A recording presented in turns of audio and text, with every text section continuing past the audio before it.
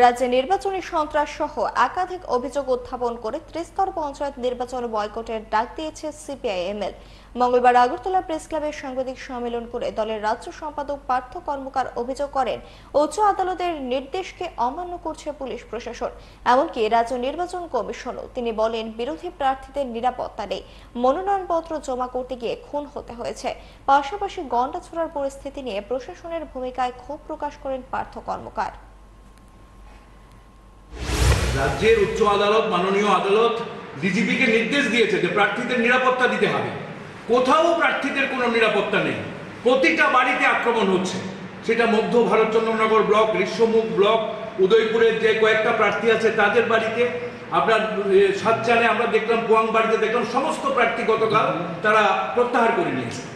কাজে এই নির্বাচন সম্পূর্ণভাবে প্রহসনে পরিণত হয়ে গেছে।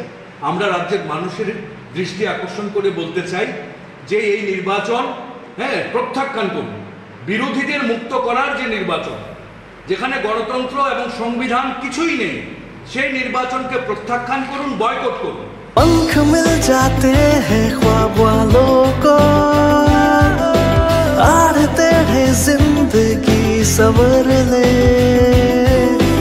ऊंची ऊंची उड़ाने मुस्काने, उस मीठे पल का भरोसा तू कर ले।